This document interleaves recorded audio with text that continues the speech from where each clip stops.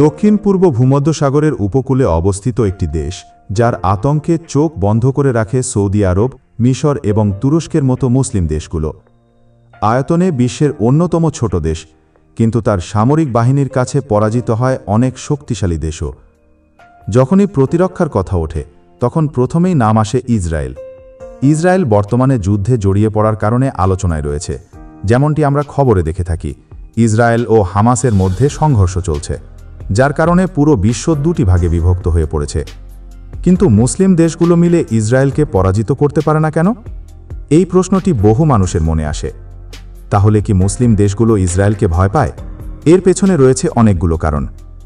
আজকের এই ভিডিওতে আমরা ইসরায়েল এবং মুসলিম দেশগুলোর মধ্যে দ্বন্দ্বতা, রাজনৈতিক উত্তেজনা এবং সামরিক শক্তি নিয়ে আলোচনা করব।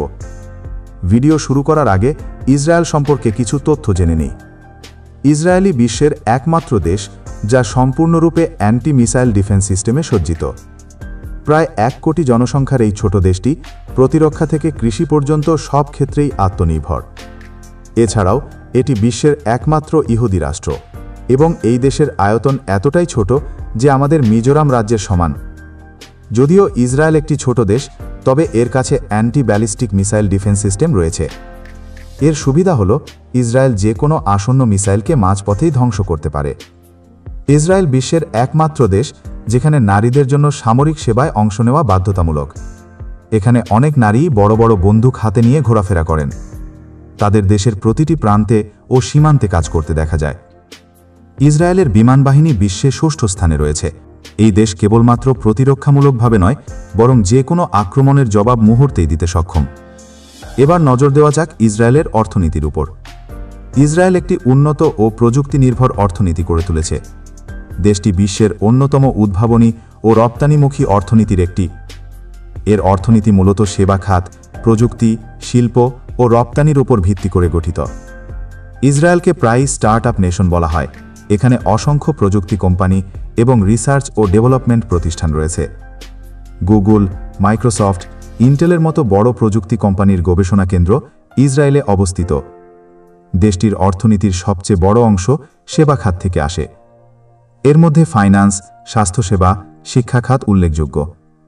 মরু অঞ্চলে অবস্থিত হওয়া সত্ত্বেও ইসরায়েল কৃষি ও জল ব্যবস্থাপনায় বিশ্বে অগ্রণী। আধুনিক প্রযুক্তি ব্যবহার করে খুবই কম জল খরচ করে কৃষিকাজ পরিচালনা করে।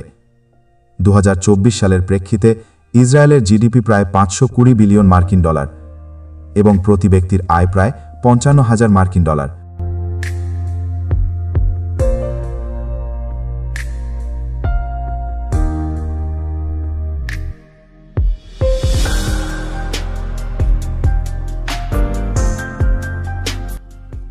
সেপ্টেম্বর 1969 সালে বিশ্বের 57টি মুসলিম সংখ্যাগরিষ্ঠ দেশ মিলে একটি সংগঠন তৈরি করা হয়, যার নাম দেওয়া হয় OIC বা অর্গানাইজেশন অফ ইসলামিক কোঅপারেশন।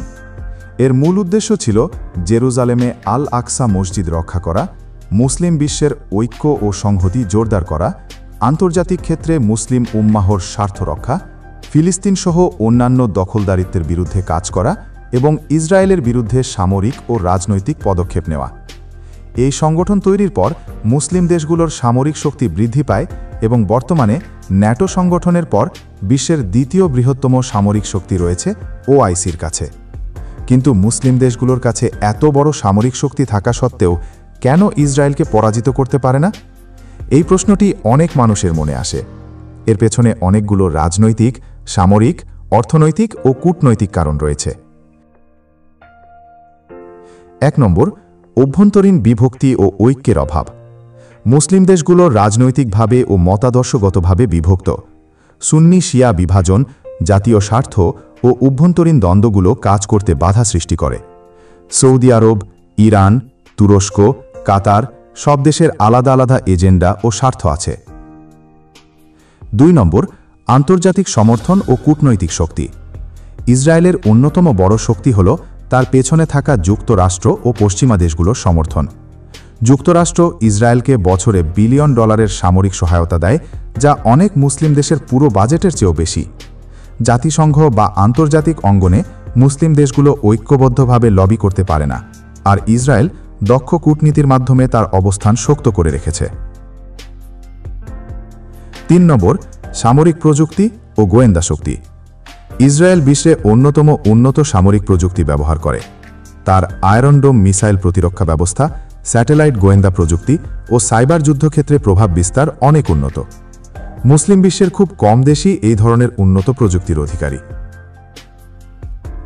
4 নম্বর, অর্থনৈতিক শক্তি ও উদ্ভাবন। ইসরায়েল একটি ছোট দেশ হলেও প্রযুক্তি, কৃষি ও স্বার্থক্ষেত্রে দারুণ অগ্রগতি করেছে। তারা স্টার্টআপ নেশন হিসেবে পরিচিত। এর ফলে তারা অর্থনৈতিক দিক থেকে শক্তিশালী। মুসলিম বিশ্বের বহু দেশ এখনও তেল নির্ভর ও প্রযুক্তিগতভাবে পিছিয়ে। 5 নম্বর, রাজনৈতিক স্থিতিশীলতা ও প্রশাসনিক দক্ষতা। ইসরায়েল একটি শক্তিশালী, সংগঠিত ও কার্যকর প্রশাসনের অধিকারী। বিপরীতে অনেক মুসলিম দেশ রাজনৈতিক অস্থিরতা, দুর্নীতি ও প্রশাসনিক দুর্বলতায় ভোগে। 6 নম্বর, আরব দেশগুলোর স্বার্থ ও চুক্তি। বহু আরব দেশ যেমন সংযুক্ত আরব আমিরাত, বাহরিন, মিশর ও জর্ডান ইসরায়েলের সঙ্গে শান্তি চুক্তি করেছে এবং কূটনৈতিক সম্পর্ক স্থাপন করেছে। তারা সরাসরি যুদ্ধ চায় না, বরং নিজেদের অর্থনীতি ও নিরাপত্তাকে অগ্রাধিকার দেয়।